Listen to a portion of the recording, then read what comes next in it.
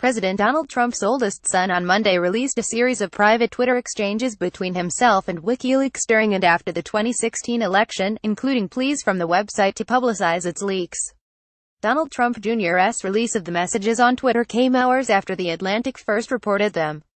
In the exchanges, some of them around the time that the website was releasing the stolen emails from Democrat Hillary Clinton's campaign chairman, WikiLeaks praises his father's positive comments about WikiLeaks and asks Trump Jr. to release his father's tax returns to the site.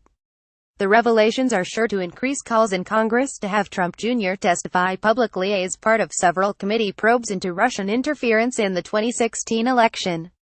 And they add a new element to the investigations that have been probing for months whether Trump's campaign colluded in any way with the Russian government.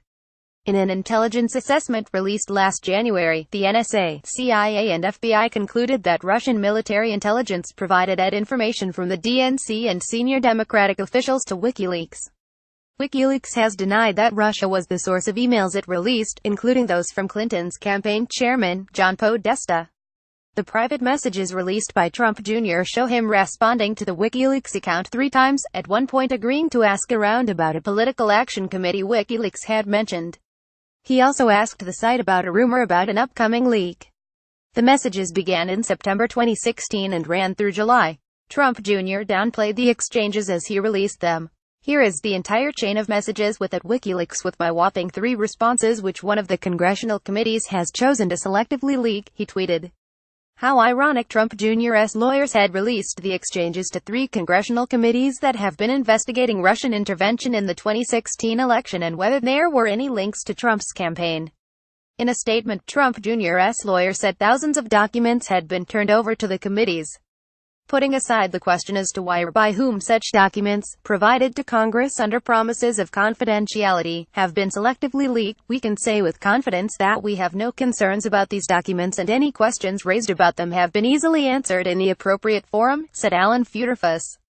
Futerfas didn't say which forum he was referring to, but Trump Jr. was interviewed behind closed doors by Senate Judiciary Committee staff in September. A person familiar with that meeting said the private Twitter messages were discussed. The person declined to be identified because the transcript of that interview hasn't been made public. In one message dated October 3, 2016, the WikiLeaks Twitter account sent Trump Jr. an article that included critical comments Clinton had made about WikiLeaks editor Julian Assange and said it'd be great if you guys could comment on push this story. Trump Jr. replied already did that earlier today. It's amazing what she can get away with.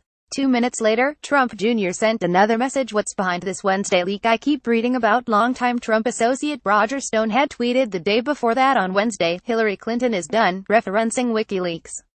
The WikiLeaks Twitter account never responded, but days later WikiLeaks started rolling out Podesta's stolen emails. After the emails were released, WikiLeaks sent Trump Jr. a searchable link of the emails. Trump Jr. tweeted that link 2 days later, on October 14, 2016, The Atlantic noted. The rest of the messages are one-sided, with WikiLeaks sending Trump Jr. messages through July 2017. They include praise for his father for mentioning them on the campaign trail, a plea to release Trump's taxes to the site, and advice on Election Day that Trump should not concede if he lost. One message suggested Trump encourage Australia to appoint Assange as U.S. ambassador. In July, the Twitter account messaged Trump Jr. to ask him to give the site emails surrounding a meeting he and other Trump associates held with Russians during the campaign. Trump Jr. then released them himself. Vice President Mike Pence responded quickly to the revelations, issuing a statement through his press secretary that he knew nothing about the situation. The vice president was never aware of anyone associated with the campaign being in contact with WikiLeaks, said spokeswoman Alyssa Farah. He first learned of this news from a published report earlier tonight. Assange tweeted after The Atlantic report that he couldn't confirm the messages but then defended them after Trump Jr. released them. WikiLeaks appears to beguile some people into transparency by convincing them that it is in their interest, Assange tweeted. Democrats swiftly reacted to the report, saying Trump Jr. should provide more information. California Rep. Adam Schiff, the top Democrat on the House Intelligence Committee, says it demonstrates once again a willingness by the highest levels of the Trump campaign to accept foreign assistance.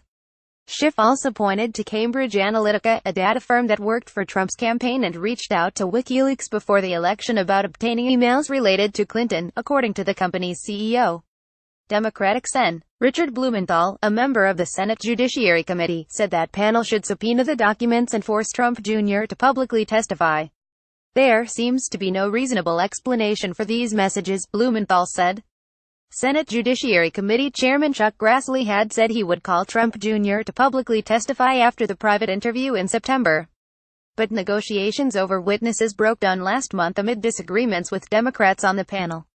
The House and Senate Intelligence Committees are also expecting to interview Trump Jr., but those interviews are expected to be behind closed doors. Associated Press writers Zeke Miller, Eric Tucker, Chad Day and Tom LoBianco contributed to this report.